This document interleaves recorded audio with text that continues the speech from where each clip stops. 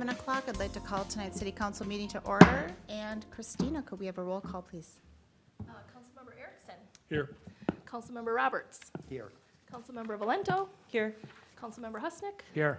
And Mayor Bain. Here. I'd like to invite everyone to rise and join us for the Pledge of Allegiance.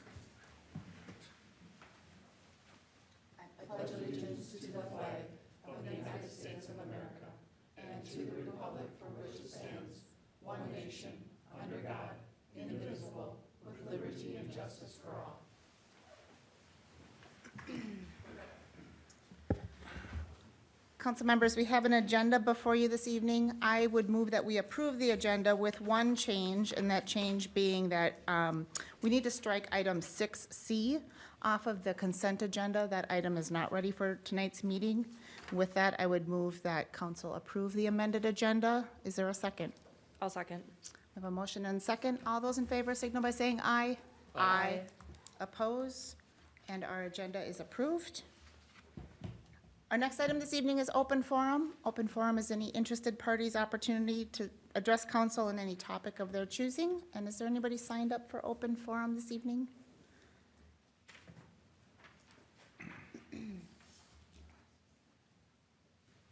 Thank you. And Susan Young, Hi, welcome. thank you. I'm Susan Young, 9950 199th Street North, President-elect of the Forest Lake Rotary, and once again, jump chair. Forest Lake Rotary is having its Rotary Plunge. This is not a polar plunge, as Blake remembers very well. Polar plunge is copyrighted and it is only for Special Olympics. Ours is a very, very unique plunge. Any nonprofits, sports teams, organizations have an opportunity in our plunge to raise money for our organization. We've got over 20 teams already signed up this year. You know, I'm noticing that I haven't seen a team from the city council that has formed to, for instance, raise money for Belts Park or raise money for another very worthy endeavor in the city of Forest Lake. The plunge is going to be on February 17th. Yes, we are hoping for some ice, but we have already started making our alternate plans. If the chief tells me that the chiefs tell me that there isn't enough ice. This is a really fantastic way for any nonprofit to earn money for their organization. Some of you know how amazingly well the folks that have jumped for your engineering firm from Tefla have jumped for Tefla. Leela has done $14,000, $15,000 every year. This year we have everybody from the Wounded Warrior Project here in Forest Lake to a couple of softball teams to Forest Lake baseball. We have a couple of women's shelters. We have the Forest Lake Y. I will be jumping again. Insanity. I will be jumping again for Forest Lake Y scholarships. So this is a neat event that I'm hoping lots of Forest Lake clubs, we've got room for some more. This will be live streamed. So everybody who you get pledges from for your jump to support whatever Forest Lake activity you wish, it will be live streamed. So everybody who supports you can hear you yell when you jump. We've got photographs. You can take your action photographs and include them in next year's Christmas card. And we will do lots of advertising around your organizations. We're also looking for sponsors, and those sponsors will be highlighted in all of our advanced activities. I'm guessing that most of you have seen our stuff on Facebook already. If there are any questions that you all have, I'd be happy for that, but I am looking forward to your team. Very good. Thank you, Susan. Is anybody else signed up for open forum this evening? All right, with that, we'll close open forum and bring conversation back to council. Council, we do have a fairly extensive consent agenda this evening. If everyone wants to just take an item or take a moment and review and see if there's anything you would like to pull off, now would be a great time to do so. I do want to remove items 6G, 1, and 2 to the regular agenda, but happy to entertain any other changes to the consent agenda. And again, for those that are watching, tonight we have another bundle of license approvals on our packet, which is typical for this time of year. So, council, any other requests for moves from the consent agenda? Not seeing any. I would move for approval of items 6A through F. And then all of the items under H, removing just specifically G and, G1 and 2. Is there a second? We have a motion and a second from Councilmember Husnick. All those in favor signal by saying aye. Aye. Oppose, and our consent agenda is approved. We can tackle both of these items off of the consent agenda as part of the regular agenda together. I just wanted some confirmation and clarification. The items are for the resolution 012224, I'm sorry, 01222402 and 01222403, which are granting Forest Lake ice access for both the Kids Pro Ice Racing event and the Rotary Plunge event. I just wanted to highlight and confirm that we have an ability for there to be coordination with emergency management, given ice conditions. I just have a concern, given current ice conditions, that we've got events in the very near term. I just want to make sure that we've got the right safety protocols in place, that we can pull that if we need to. Chief, could either one of you maybe speak to what that looks like, just briefly around that role? Mayor, members of the council, we are in contact with both event organizers at this time. We'll be monitoring ice thickness and conditions with them, and ultimately, if we don't have enough ice to hold the event, we'll make that decision with the organizers to cancel that event. And so we've got best practices for ice depth or ice thickness that we use, and so hopefully the weather holds out, but it sure doesn't look good for the next couple of weeks. Well, fingers crossed, and I hope those events can certainly be held, but want to make sure that we've got safety first on those. So, council, any questions? Yes, I have a question for attorney. I am on the Rotary board, so I was just thinking, would it be best for me to abstain from voting with a resolution granting access to the First Lake for 2024 Rotary Winter Plunge if I'm on the board? Your Honor, Councilmember Valento, for this resolution, you can vote, but if you feel more comfortable abstaining, you can certainly do that as well. Okay. Any follow-up questions or anything further? All right, with that, I would move that council approve both resolutions 01222402 and 01222403. Is there a second? Second. We have a motion and a second from Councilmember Erickson. Any further discussion? Hearing none, all those in favor signal by saying aye. Aye. Oppose, and motion carries.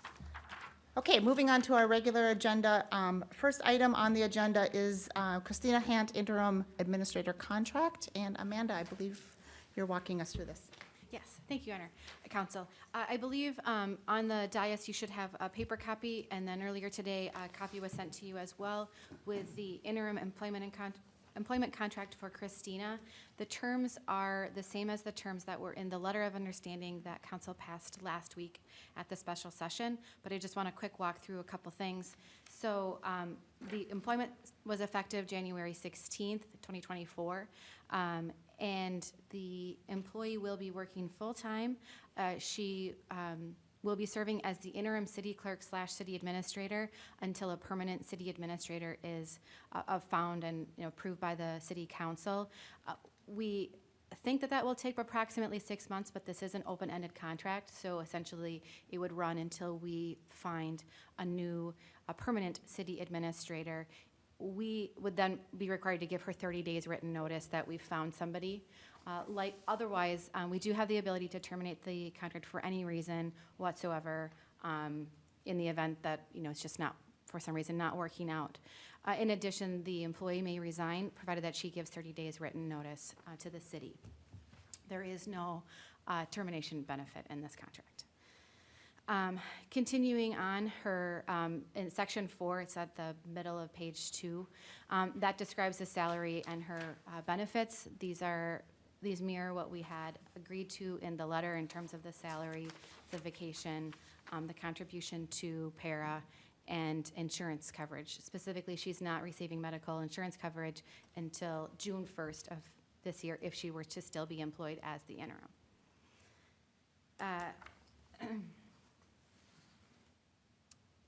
Other than that, the rest of the contract is pretty standard, boilerplate. She's expected to fulfill the duties, attend meetings as needed, those types of things. It's pretty short. It's like a 4-page agreement in total. Tonight, I am open for questions, and then I'm looking for just a motion to approve the contract. Very good. Thank you, Amanda. Council, what questions might you have? No, I don't have questions. Any questions? Happy to entertain a motion if anyone's ready. Yeah, I'd make a motion that we approve the interim administrator employment agreement as stated. There's a motion. Is there a second? I'll second. We have a motion. We'll take a second from Councilmember Valento. Any further discussion? Hearing none. All those in favor signal by saying aye. Aye. Oppose? And motion carries. Our next item this evening is Resolution 01222404, accepting donation from Tired Iron Collision Center. I believe Chief Peterson? Yeah, Mayor and City Council members, good evening. What I have for you this evening is a resolution accepting a donation from Tired Iron Collision Center in the amount of $1,200, which they requested be utilized for the Shop with a Cop event. These funds were received the last scheduled meeting of last year, after the last scheduled meeting of last year. So that's why it's on the meeting agenda this evening for you. I would like to publicly thank Tired Iron Collision Center for their continued support of our community engagement events, and recommendation is to accept this donation with gratitude. Very good. Thank you, Chief. I would move that council approve Resolution 01222404 with gratitude. Is there a second? Second. We'll take a second from Councilmember Roberts. Any discussion? Hearing none. All those in favor signal by saying aye. Aye. Oppose? And motion carries. Our next is Resolution 01222405, accepting donation from Forest Lake American Legion, and also Chief Peterson. Yeah, this resolution is a resolution accepting a donation from the Forest Lake American Legion, Post 225, in the amount of $100. This donation was received after the last city council meeting of last year, same thing as Tired Iron Collision Center, and they also requested that these funds be utilized for the Shop with a Cop event. I'd like to publicly thank the Forest Lake American Legion for their continued support of our community events, and staff recommendation is to accept the donation with gratitude. Thank you, Chief. I would move council approve Resolution 01222405 with gratitude. Is there a second? Second. A second from Councilmember Erickson. Any discussion? Hearing none. All those in favor signal by saying aye. Aye. Aye. Oppose? And motion carries. Next item this evening, approving new police officer position. And Chief Peterson, this is you as well. Yes, we currently have one vacancy open for the position of police officer. In early December 2023, we completed a police officer hiring process that consisted of an application and resume submissions, interviews, and then a thorough background investigation, which also included a medical exam and a psychological exam. I am pleased to tell you that we had a candidate passing all those requirements, and he accepted a conditional offer of employment in late December. That candidate is Zachary Basil, and he has over 6 years of experience as a sheriff's deputy with the Washington County Sheriff's Office and the Chisago County Sheriff's Office. I am requesting City Council's approval in the hiring of Zachary Basil with the Forest Lake Police Department at pay grade 9 and step 5 pursuant to the 2023-2025 LELS Local 111 labor contract. Thank you, Chief. Council, questions for Chief? Yeah, how many applicants did you have? Right now, we have an ongoing open application process. We've never done that before. That way, when applications come in, we can interview them at any given time and schedule those interviews. For this one, I believe we had 3 or 4 applicants. The reason I ask is because of that pool is seemed like it's getting smaller all the It time. is so, getting yeah. very, very So we slim. gotta- Yes, it yeah. really is. We are really excited to have Zach Basil join our police department. He's also a Forest Lake graduate. Nice. Madam Mayor, I make a motion that we approve the hiring of Zachary Basil, is that how you pronounce it? To fill the open position of police officer at pay grade 9 and step 5 pursuant to the 2023-2025 LELS Local 111 labor contract. Motion, is there a second? I'll second. Motion, Councilmember Husnick, second by Councilmember Valento. Any further discussion? Hearing none, all those in favor signal by saying aye. Aye. Oppose, and motion carries. That ends our agenda this evening for items that would require approval. We are going to move into a workshop portion of our meeting. Just a quick heads up for anybody that's watching tonight. This is intended to be a more informal working session of our meeting. Anything that we discuss tonight that requires official approval will come back to council on a regular agenda, on a regular meeting night. But happy to, again, move into a more informal working session. First item on that, this portion of our agenda is the city administrator search update, and Amanda.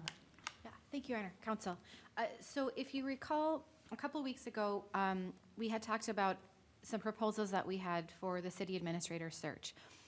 At that time, there was significant urgency to get a search going as quickly as possible.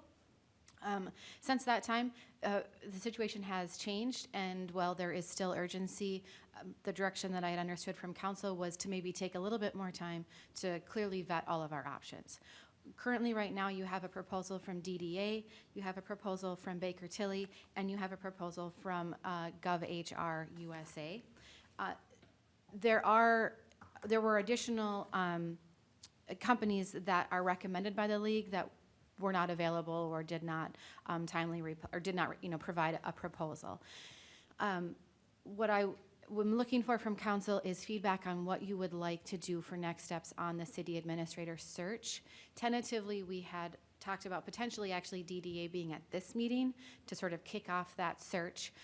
In light of all of the staffing changes that we had, we pushed them off until the first meeting in February to present their administrator search plan, and then also potentially present some options on the additional open positions that the city has. DDA is also the company that recently completed a staffing study for the city to talk about sort of more long-term staffing ideas, short and long-term, not all long-term, but ideas for general staffing. So what I'm wondering from the council is, do you still want DDA to come next, February 12th at the next meeting? Do you want additional firms to come? What would be the most helpful for sort of kicking off the administrator search to start with, and then we'll talk about some of those other pieces.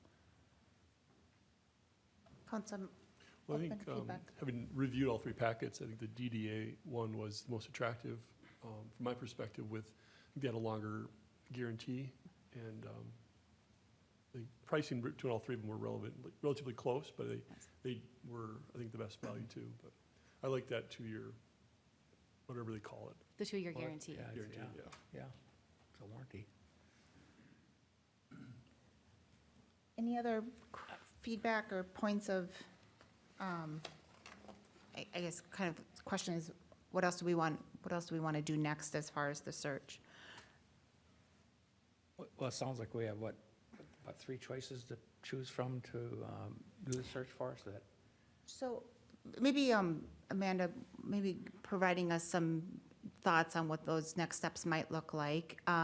We could have proposals or kind of in-person presentations from a number of firms if we wanted to have, gain more familiarity with some of the others. Individual council members could reach out. I'm not sure if those proposals included references. Because that was something else council members could do on their own between now Yeah. and making a decision. I know that VDAs did, but I'm not sure off the top of my head if Baker Tilly did and if I'm not HR did. If they don't, I can look, and if they don't, I can ask for that and certainly send you all the references. If you want to contact references, we can certainly do that. We have a 5th Monday, so we have a little bit of, breathing room until our first meeting in February, which is helpful. I can also ask them all all of them to come. Obviously, I don't know if they all will, but I can certainly ask them to come to the next meeting. Go ahead, Councilmember Roberts. Well, I wonder if there's an option to go back to the others and tell them that we really want that 2-year guarantee, and if they're willing to do that, and if not, then that, I guess that probably is, they're just, this, takes them out of the picture right away, if we're strong about that 2-year guarantee. I like that idea. I like that idea a lot. One other thing that makes this hard to decide is, in my opinion, it's not so much the firm. The proposals are all generally the same in that they follow the same general process. To me, it's as much about who the individual named recruiter is that gets assigned to the account. I think we have a sense on who that is with DDA, perhaps because of the relationship that we have with them currently. I would say it might be helpful to specifically have the other two firms name who that individual would be. And if we could, get some specific references for recent cities that have worked with that particular named individual. They may not want to name an individual at this point in the process, but I think that would also be helpful information for us to know. Yeah, anything we can get our hands on, for sure. If we feel like that is a path that we want to go down, Amanda, is that something that you could solicit for us rather than us all individually reaching out?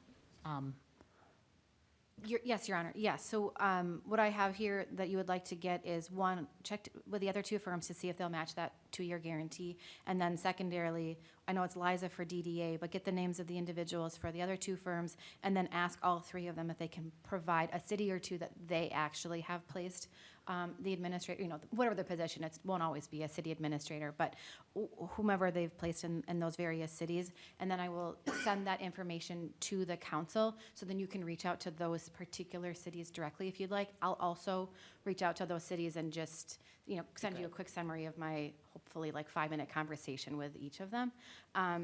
With the thought that then at the February 12th meeting, if you want to select one of these three, is that realistic to think that we would be selecting the firm on February 12th?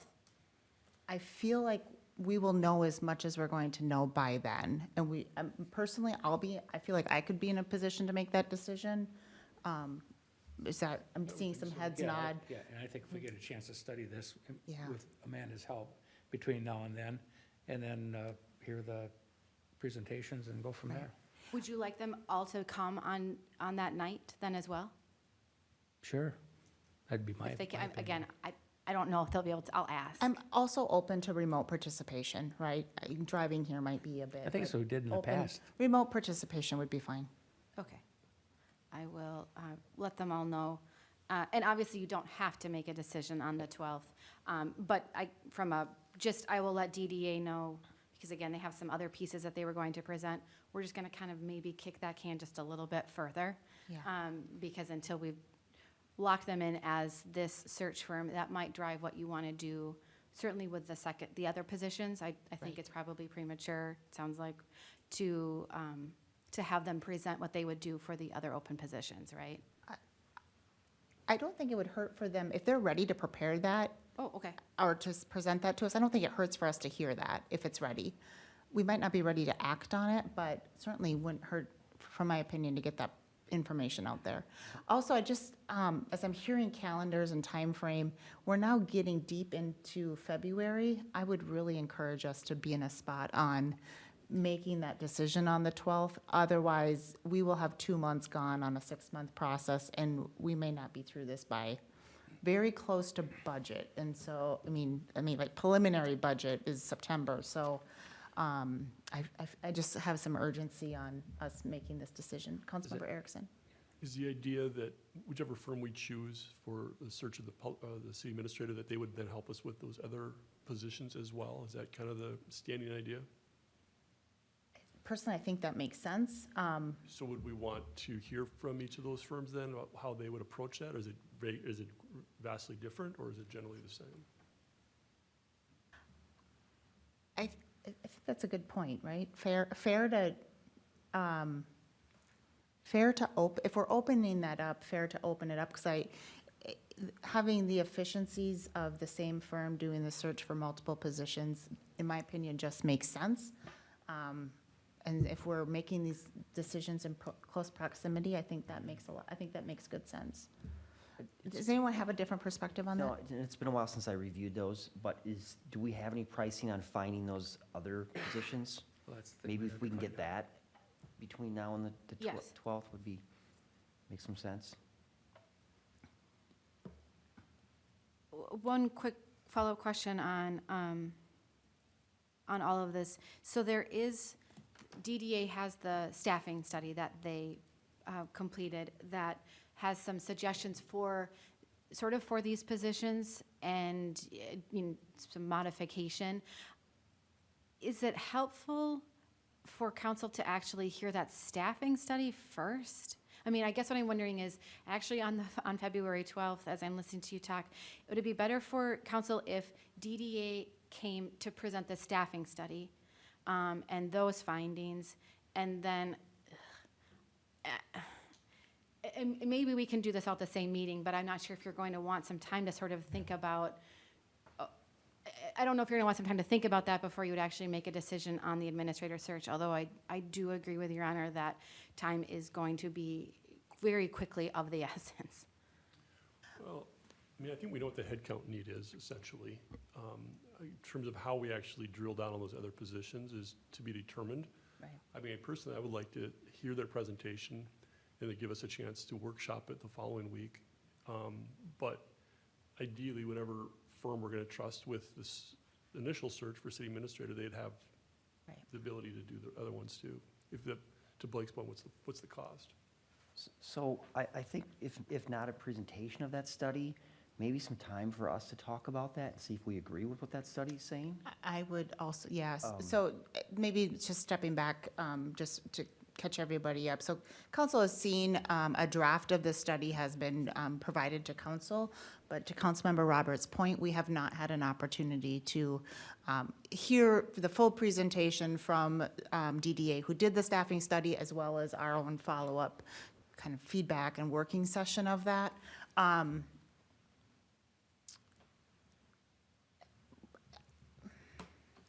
guess the question is how do we want to thread that needle on potentially starting the search on some positions. I guess that comes down to what's our comfort level that we've identified the correct positions. And perhaps, having some high-level numbers in front of us sooner rather than later of what that would take, I think would be helpful. I would see it unlikely that we green light on the same night that we are hearing the study, but at least let's be looking I appreciate Councilmember Erickson looking one step down the road of, well, we're also going to need this, so should we also include it in at least a proposal and have some numbers in front of us? That seems to make sense. In the meantime, does it pay for us to advertise for these positions? I mean, I'm talking about the deputy clerk and I, that sort of thing. that's kind of the messy part that we're in, is I think we individually have some ideas on what those positions are. But I do think we should, before we get, a horse too far out of the barn on process, at least have the opportunity to have the workshop to talk about it and make sure we're all on the same page. So with that, sounds like have the other firms put together a quote of what that search for the other positions would look like. We will hear that presentation from DDA on the staffing study. We will also hear the presentation related to the city administrator search. And that will give us an opportunity to kind of talk about that search, or talk about the study and determine specifically next action as it relates to a search. At least we've been prepared with some information. Does that seem workable, Amanda? Yeah, Yeah. yep. Okay, Yes, Your Honor. council also, That sounds good. fair, okay. Okay. This is why we had this on a working session tonight and not trying to plan for an action this evening, so good. Moving on to our next discussion topic, deputy clerk position, and Kristina, I believe you're taking this one. Yes, thank you, Mayor, Council. That's a really good segue to this agenda item about filling some of those vacant positions. As a reminder, for folks, as you all likely know, you lost your assistant administrator last July, you lost your deputy clerk last October. Your community development and finance department staff have been doing an amazing job trying to fill those gaps. But I'm really worried in my first few days here that they're going to get burnt out if we don't get them some help. And so I wanted to start a conversation with you tonight. Forest Lake has had a long history of having an administrator clerk position and then another person filling the deputy clerk position, going back at least 20 years from when Chantel was in that position, right? One of the things from the study, if you've seen it, that DDA did about staffing was the possibility of looking at separating the administrator clerk roles, and instead of having a deputy clerk, creating a clerk role.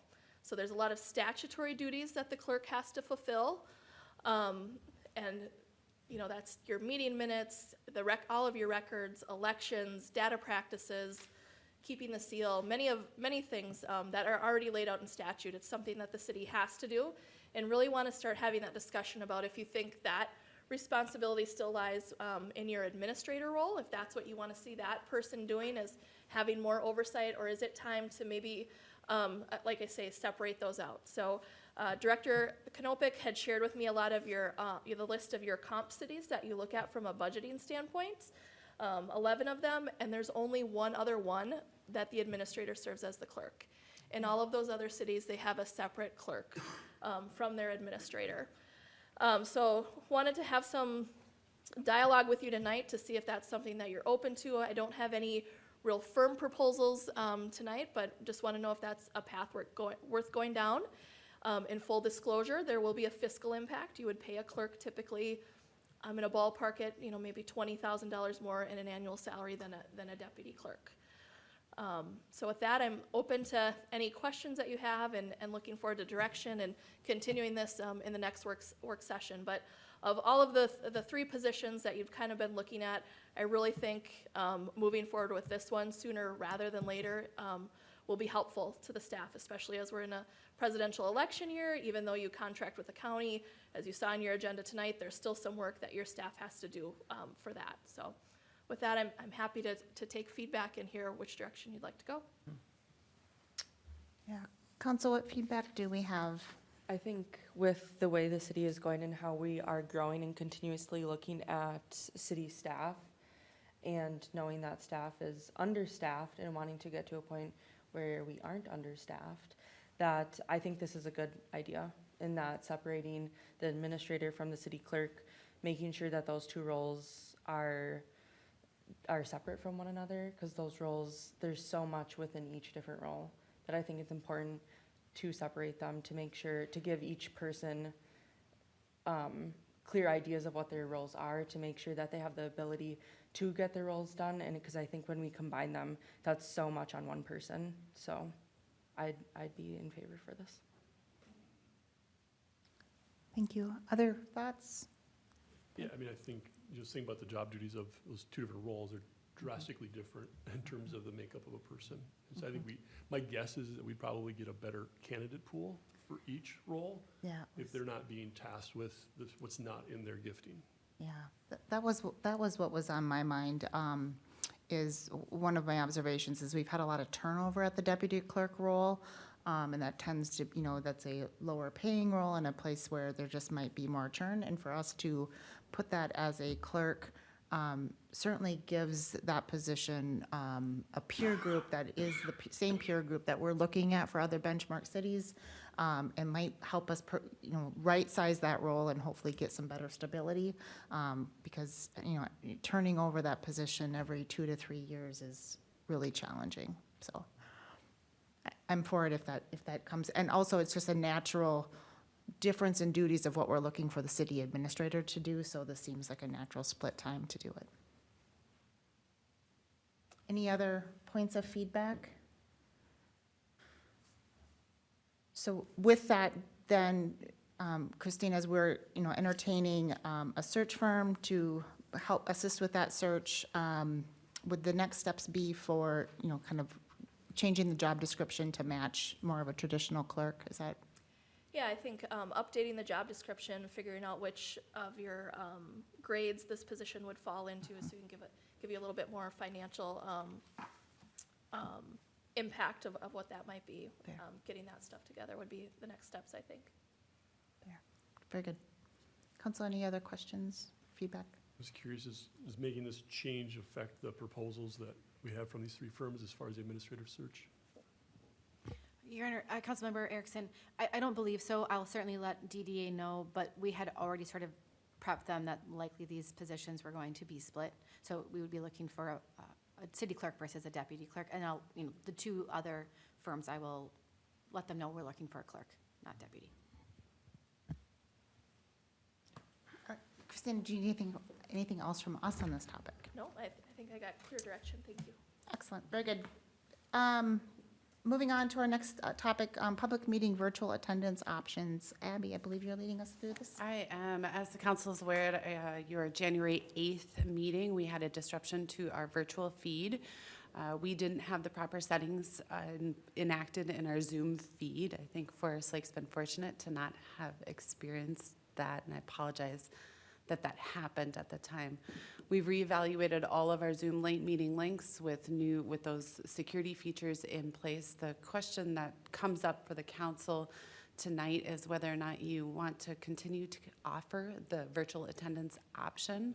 So currently, participants can sit and watch. They could raise their hand to participate. They cannot screen share.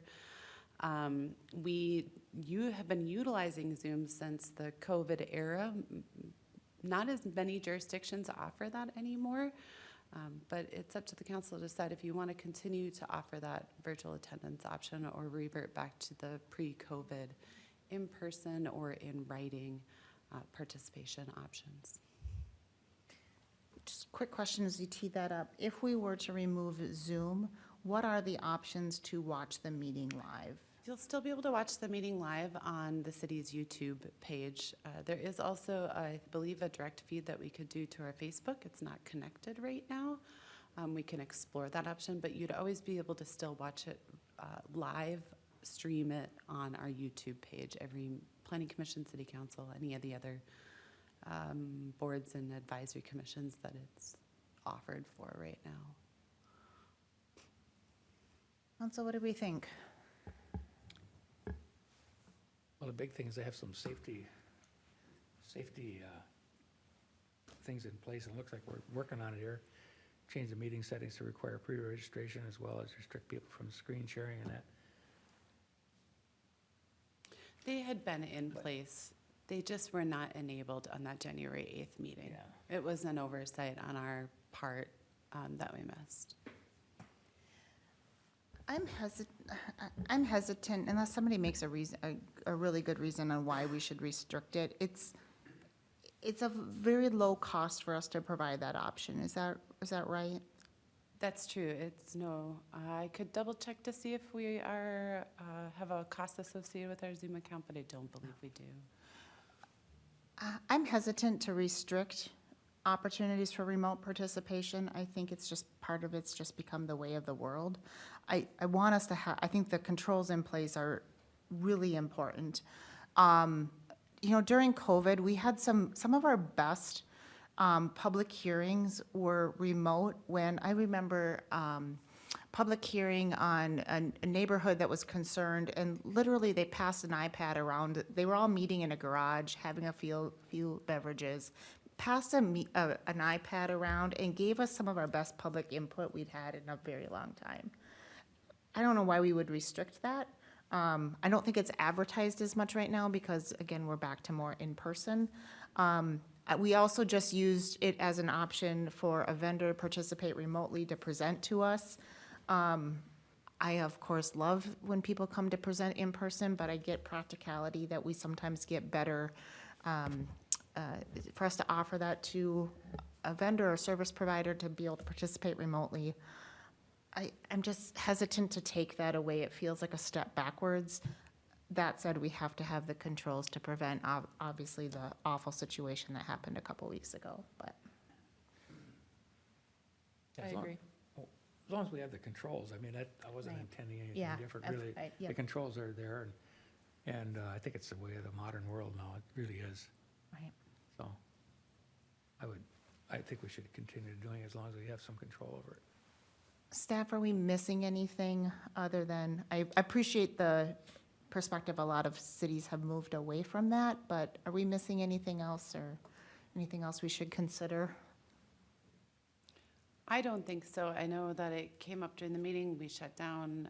Some direction was provided to Yeah. provide you with some options. So we reevaluated how it happened, why it happened. We're taking those steps to make sure it doesn't happen. And I think one of the reasons it hasn't happened at Forest Lake is you had those controls in place. And as long as we continue to set up those electronic meetings that way, I think that we're well poised to continue to run disruption-free meetings. And we can always revisit this conversation if some sort of breach like that happens again in the future. Right. Right. Thank you. Thank you for bringing it up tonight. Okay, let's move on to our next topic, which is the 2024 Local Board of Appeal and Equalization meeting date. Abby? Washington County Assessor's Office has preliminary set the city's 2024 Board of Appeal and Equalization meeting for April 8th from 5:30 to 6:30 p.m. However, when you adopted the 2024 meeting calendar, you published the meeting for either April 15th or the 29th, depending on coordination from the county. That's how it's written on our calendar. Seeking direction from you of a preferred meeting date, that can be the 8th, the 15th, or the 29th. But essentially, we need to set it and make sure that we coordinate with the county and adequately notify for this specific meeting date. Just as a note, a quorum of the council needs to be in attendance at that meeting. And then a trained certified council member must be present for the city to be in compliance. And if I remember correctly, I think Councilmember Valento and Mayor Bain, I think you both are still certified, so. Correct. Staff's just seeking direction on when you would prefer that date to be.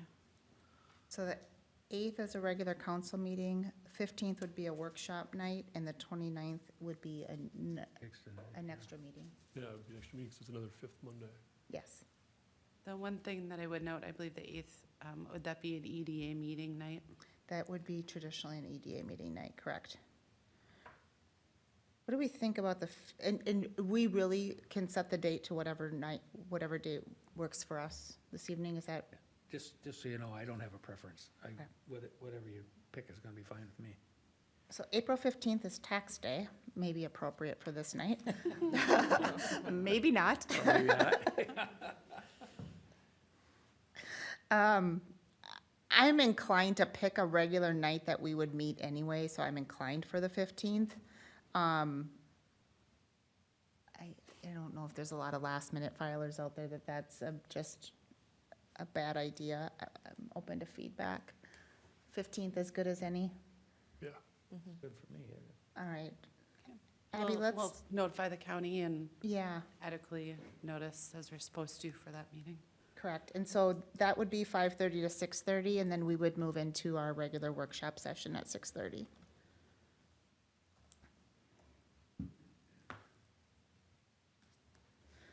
Folks can drop their tax return off at the post office and then stop in. Okay.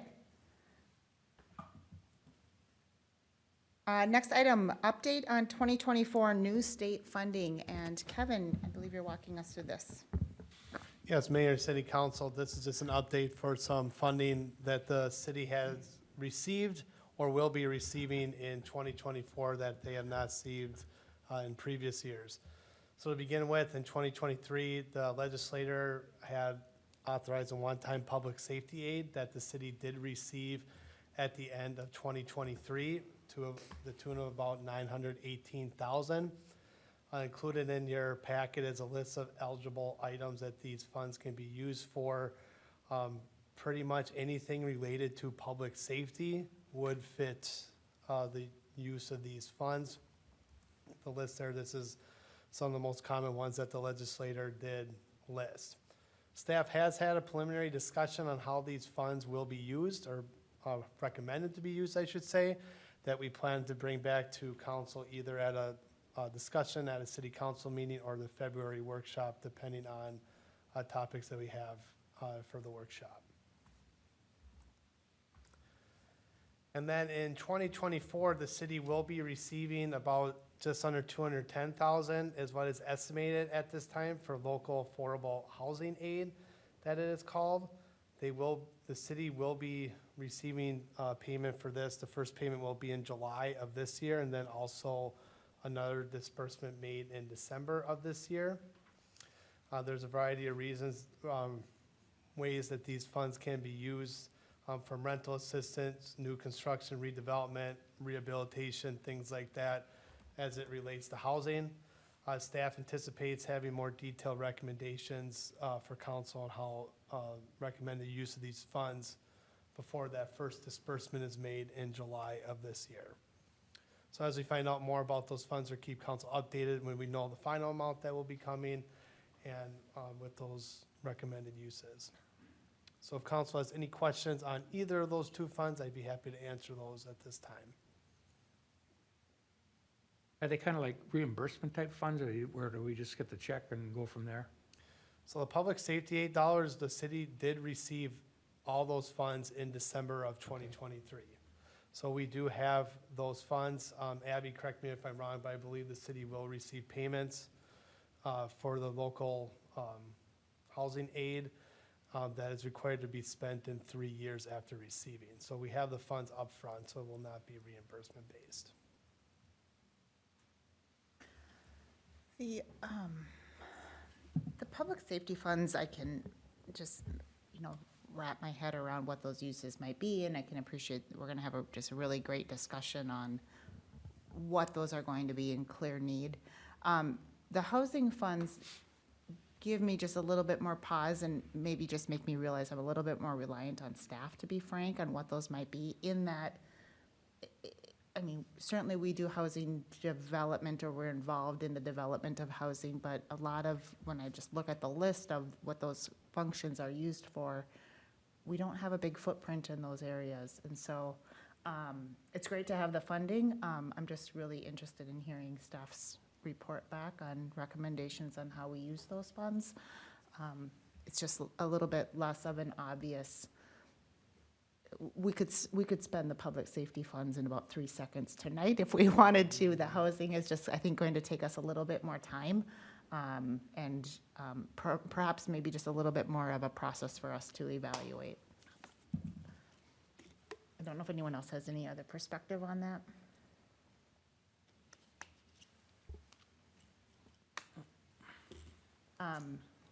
Abby, as you think about, I say Abby in particular, because as you think about the housing funds, it is about, $200,000 to $350,000 a year. So it's annually, and is the thought that it's just committed to us for this 4-year period? Well, these are new funds from new taxes. So I think it's going to just be the government in place at the time, and whether or not we're going to continue to be collecting those taxes and distribute them in the way that they are. What we know for sure is the first 4 years, or those 4 years. I've met already with Washington County CDAs, the Community Development Agency, and talked about programs that they have. The CDA, as well as many other housing, nonprofit housing developers, program providers, are willing to take our money and spend it for us. We, as you know, we've got limited resources, and so the idea of creating another kind of division in community development is a little daunting. There's some options that we have for placing the funds in a trust fund, and then maybe we don't have we can hold on to it longer. We still need to have some plan in place. As a reminder to the council, our EDA is not an HRA. Yeah. And so no matter what we do, we probably need to evaluate who's going to be the conduit for these funds. Do we give our EDA HRA powers at least to be the body that's helping distribute those funds? There's quite a number of factors there. I'd hope to probably have something to you beforehand, just with our limitations and our resources, bringing this forth. Also, we have 3 years, so we felt like there's a little bit of a time here to really make sure we workshop this in a way that we're not only meeting some of like our housing goals and our comp plan, but maybe also capitalizing on those partnerships, opportunities, but that we're doing it in a way that we're kind of really setting ourselves up, that if this is an annual thing beyond 4 years, that we've got a good plan going forward, a good sustainable system that is limiting that impact on the city and its resources. So those funds can be for outright construction. We can sit and hold it all and give $1 million away after 4 years, or we could do piecemeal projects. There's lots of different options. But it's gonna take a little bit more time for us to put together a good, solid presentation for you, options for us to really look at if this, then that, so. Follow-up question, in your conversations with the CDA and maybe even any of the nonprofit partners, is it clear that they'd be able to assist us and keep that money local versus being Yes. bled out of? So the county CDA is great in that all of their programs right now, they keep them, they know who is recipient of services, which jurisdiction it's in. The county is very much committed that if Forest Lake gave them dollars for, you know, X amount of dollars, we really do have to show that those X amount of dollars are going to, you know, within our jurisdiction. We've even started to talk about just gaps in programming because the county is focused on different income levels, and a lot of the programs that exist out there for affordable housing really are geared to families and households that make 80% of the area median income or less. Well, some of these programs would allow us to fund programs up to 110% of the area median income, and that actually, so there's usually not a lot of funding for anything that's like 50% of the area median income and below, like really low wage households. But then also there's just not that many programs for that 80% to 110%. So we're really looking at, based on Forest Lake's housing, based on our comp plan, where are our needs, where are the gaps, and how can we find the right partner to make sure that we're best utilizing these dollars, again, efficiently, effectively, but locally too. Yeah, they have to stay locally, and that would be all part of. I mean, we're not writing any checks today, right? There'll be, I'm sure, Amanda will have her say and fine-lined agreements and whatnot before any of that is distributed. Rightfully so, Amanda. Awesome, thank you. Other questions or points of feedback? I think that's going to be a really, it's a great discussion, and of course, we always love the assistance. What makes this also hard is that $209,000, while it sounds like a lot when you're talking about housing, it's not a very big project for a year. And so I look forward to what some of those recommendations are, so. Okay. Any other points of feedback? Kevin, anything else you need from us on this? Timing on public safety conversations on, like, perhaps maybe by end of February, when agenda time allows, is that what the thought process is? Yes, we're looking at bringing it back to council in February. We would do the workshop, this depending if there's a lot of topics that we have to discuss on the workshop. Maybe we would add it in on a discussion topic after a council meeting, but we're just take a look at that, but we'll be ready to go with our recommendations in February. Perfect. Thank you for the updates. Council, anything else? All right. That being the end of our discussion topics this evening, let's move into staff updates, and we'll start with Abby. The only update I have at the moment for the council is a little bit later this week. I'll be in attendance, as I believe Kristina will be, at a local transportation meeting. It's a follow-up meeting that the city had helped host, at least with our local, at the request of our local Lions Club. It's looking at the possibility and opportunities associated with transportation expansion in the Forest Lake area. The meeting is not only going to be the city of Forest Lake, all of our adjacent communities, staff and elected officials, as well as the county and the Met Council. So the intent is to kind of provide some follow-up from that past meeting, what we've kind of learned, and to see where there might be some energy and activation with some of these partners that are already providing transportation options. I'll make sure to provide you all with a detailed follow-up, just so you're aware of kind of what had happened in the meeting. But glad to let you know about that. Thank you for coordinating that, Abby. Excellent. Kristina? Mayor and Council, I want to thank all of your staff for jostling their schedules over the last week to give me tours and answering my endless questions. It's been a very welcoming environment to come in here, and I'm excited for what we'll do over the next few months. So thanks for that. And then if I put my clerk hat on for a moment, I just want to make sure to remind the public that early voting started last Friday for the presidential primary. That will be on March 5th. Between now and then, you can vote at any of the county service centers. Very good. Thank you. Welcome aboard. We're glad you're here. Amanda? Nothing for me. All right. Dave? The hockey rinks open last weekend, so get out before they melt away by this coming weekend. On to, We're going to go from ice to pool. Yep, so we'll keep maintaining them, and hopefully the cloudy days, we can hold some, but it's not looking good next week. It's looking in the 40s, so get out there quick and enjoy the ice. Yeah, good. That's it. Thanks, Dave. Brian? Mayor, City Council, just to let you guys know, we submitted for another I&I grants today. We'll find out end of February what our potential allocation would be, but just by submitting with the projects that we have in our current capital improvement plan, we'll be receiving a minimum of $50,000. With that, we'll come back probably in March sometime at one of the meetings to execute that agreement, just like we have with the previous ones on this program that deal with sanitary sewer replacement, lining projects. And then also make sure you put this on your calendar if you haven't already. Tuesday, February 6th, 4:30 to 6:30 p.m. is our next public open house for County State Highway 32. That'll be open house number 4, and that's where we'll be discussing and presenting the Forest Road realignments and kind of where that project's at to date.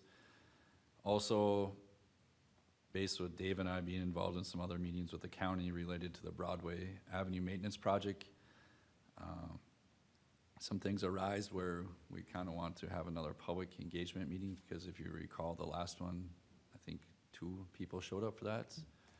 It wasn't quite clear at that point, to that time of the meeting, what the true scope of work would be, and when and where, and staging and detouring and stuff like that. So we're trying to schedule one in March for that, another public open house for that project, and that'll give time between now and then for Washington County to individually meet with the businesses along Broadway Avenue, where Dave and I brought up those concerns in our last meeting. So Very good.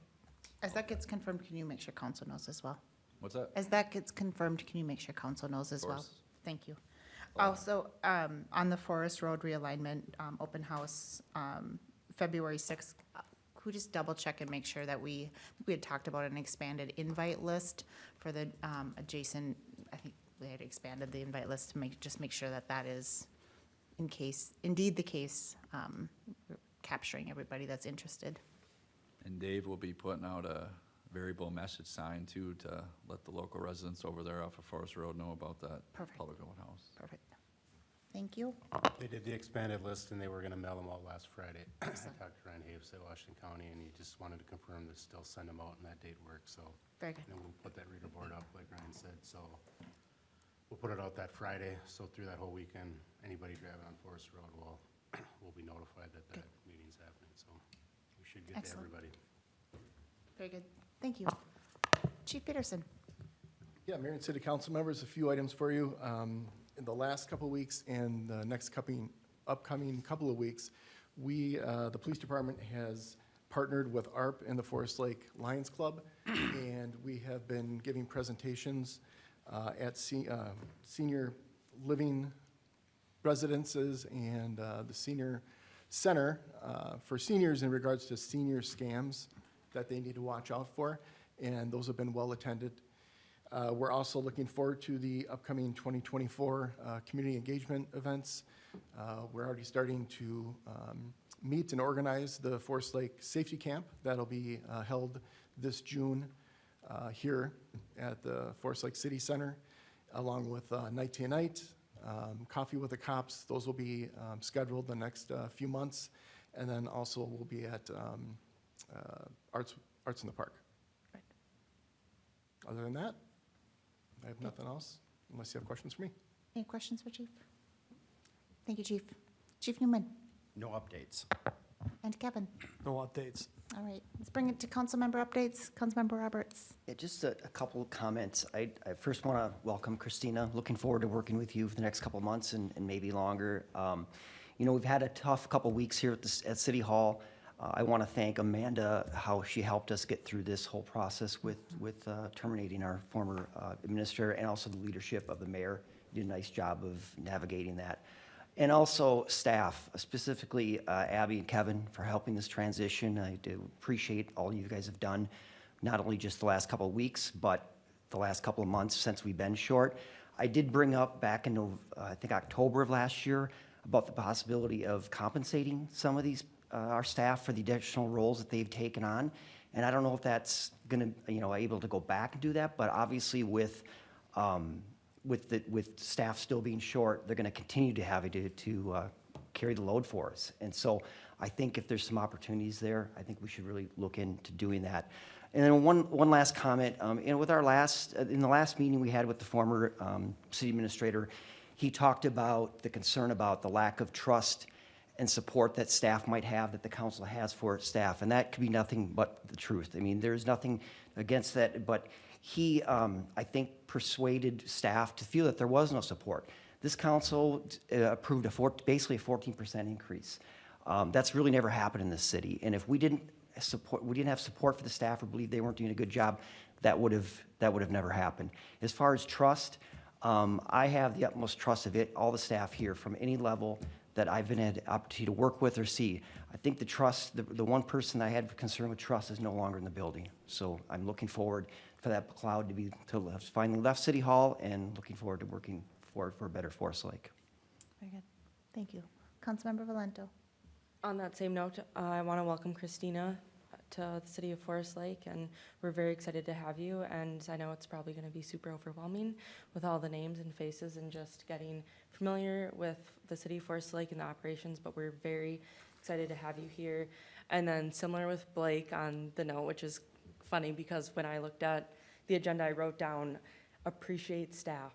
So I just want to give a shout out to everyone here and everyone who's not here for staff for Forest Lake, because we appreciate you. We appreciate all the work that you do. And without you, we wouldn't be up here. So I couldn't thank you all enough. Very good. Well said. Councilmember Husnick. Thank you. I attended a school board meeting last Thursday. It was a very short meeting. There was only a couple things on the agenda, not a whole lot going on there. But then we also met with Minn Aeronautics out at the airport.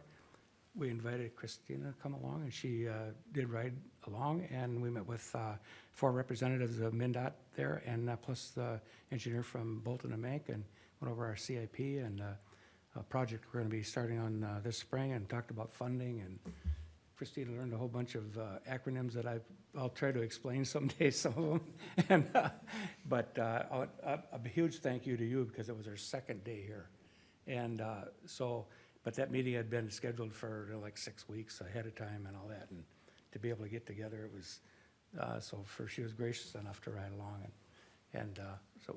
but I think it was a very productive meeting, so looking forward to lots of good things happening, so that's all I have, thanks.